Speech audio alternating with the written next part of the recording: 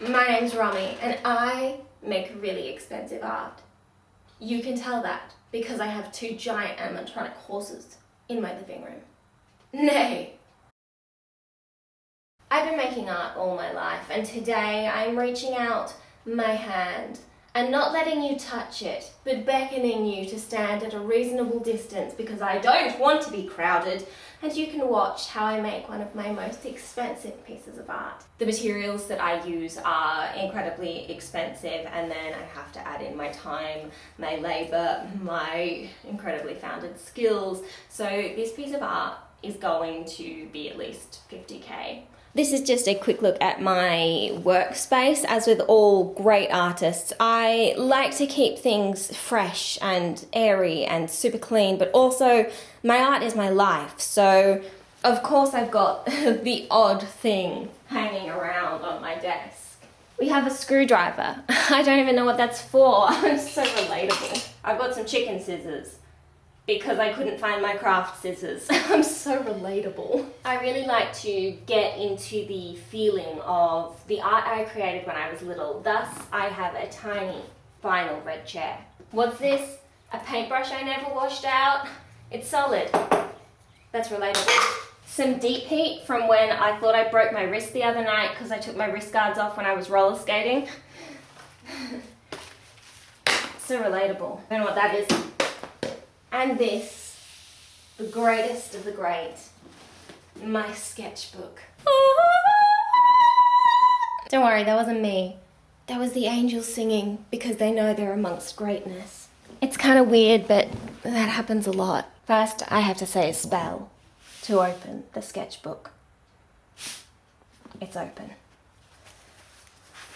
This is just a little something I've been working on. It's not ready yet though. Don't look, don't look. I haven't even glued that one down. It's so embarrassing. I think it's going to be my masterpiece. A blank slate.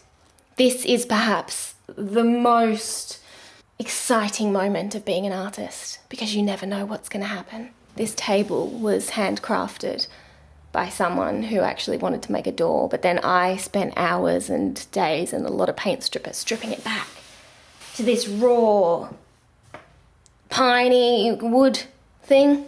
It's great. I feel very attached to it. I'm sorry if any of you are really excited by the idea that I might need a muse, because I've got one.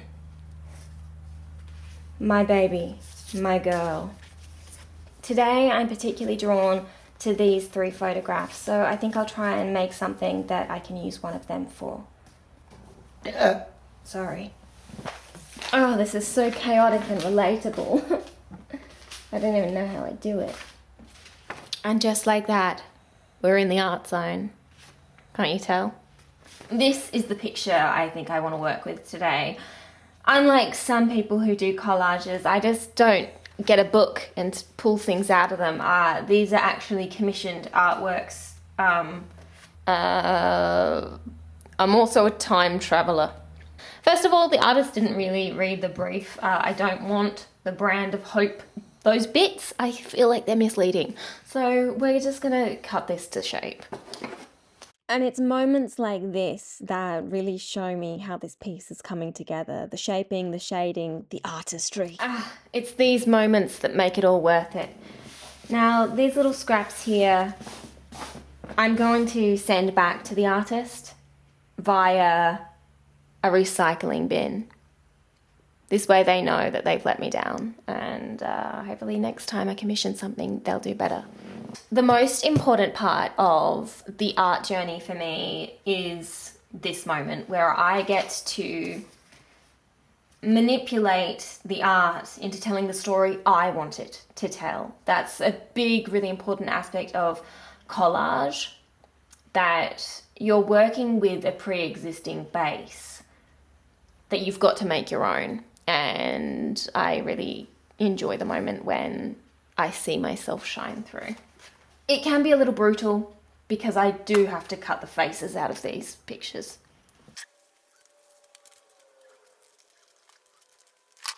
I might just keep them up there, watching over things.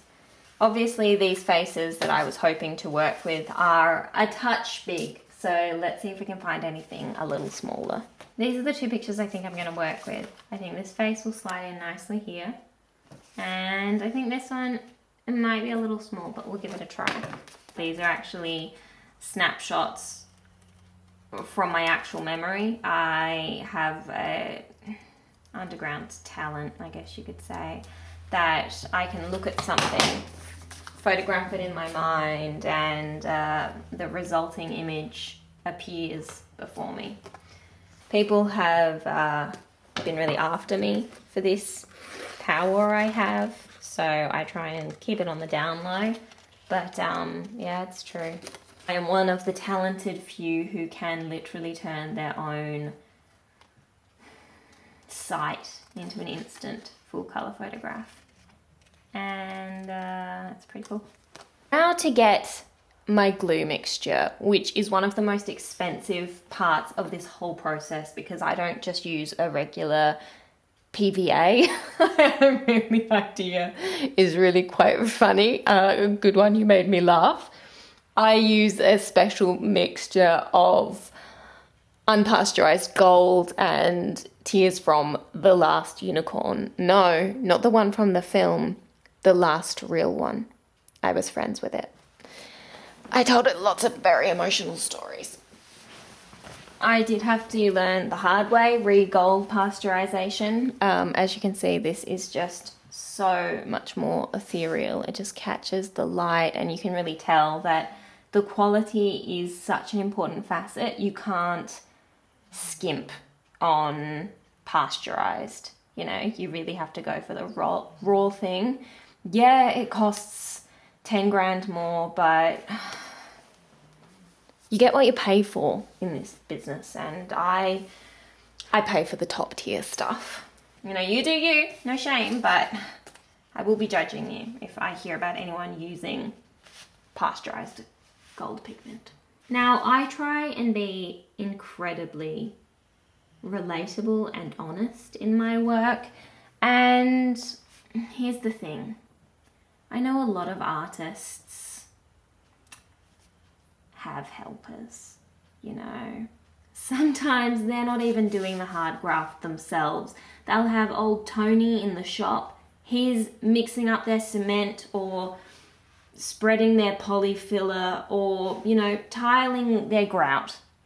But me, this is where it really pays off. And the fact is that if I do this work myself, I am saving money in the long run, and I am nothing if not a frugal person. Yes, I will spend 24k on that gold pigment, but I'm not going to hire anyone to do this work for me, because it's important to me to pay for the things that pay for the things that I really need, and I don't need anyone touching my art.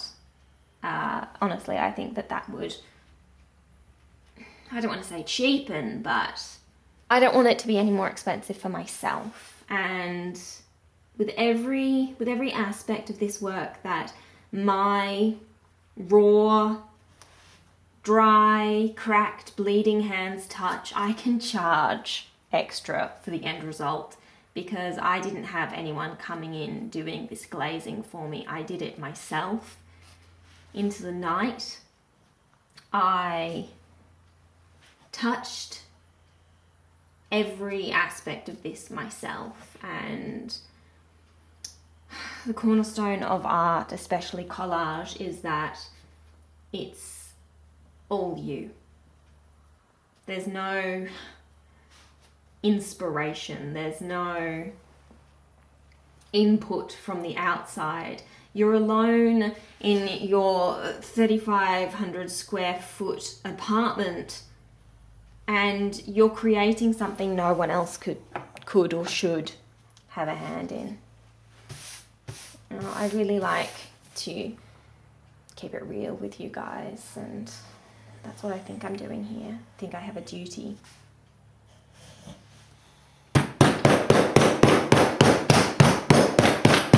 And the gentle touch is really where this comes into play as well.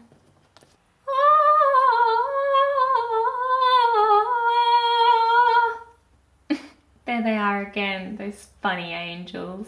I think this means it's going to be a really good one. Might I just say, perhaps once or twice. Oh, art. Oh, how lovely. It's just coming together so beautifully. I couldn't be prouder. Oh, art! And now is possibly my favourite part. The moment when I truly see this piece bloom before my eyes. Whilst the unicorn tears and the unpasteurized gold dry and bond this piece into something truly special, I'm going to just have a look through some of my final touches. Now, these are all commissioned pieces. I go to the local international commissionation markets and I pick out whatever the art world has chosen to be favourable that day. Often I end up working so late into the night that I get there quite late in the morning and most of the best pieces have sadly been taken and I am left with the scraps like the innocent underpaid fool that I am. But I make do and I do not complain, because complaints, they don't have a place here. I can make art out of anything. I have to. It's in my blood.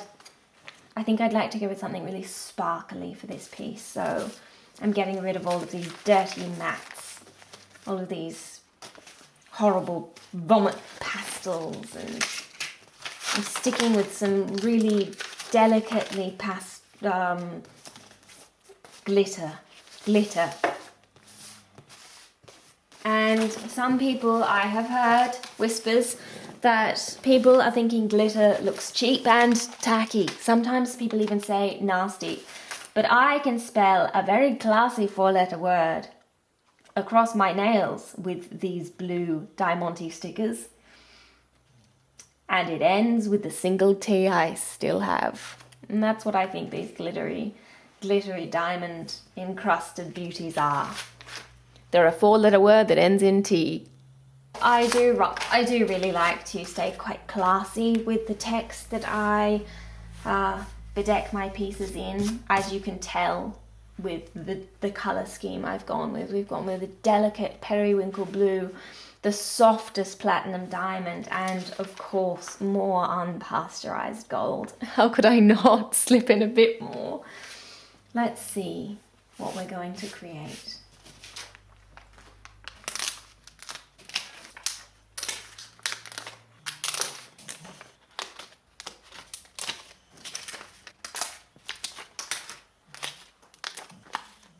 Now, with my words selected, it is time to really hone in on this beautiful, delicate piece of work, and, well, I like to call it getting really stuck in, because there's adhesive on these bad boys. They call me the king of stickers, for I am just that. The king. And just like that, a masterpiece has been brought between your eyes.